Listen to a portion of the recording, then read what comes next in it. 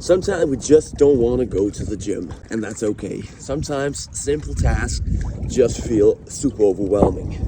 Instead of rejecting the whole idea of going to work out, try this instead.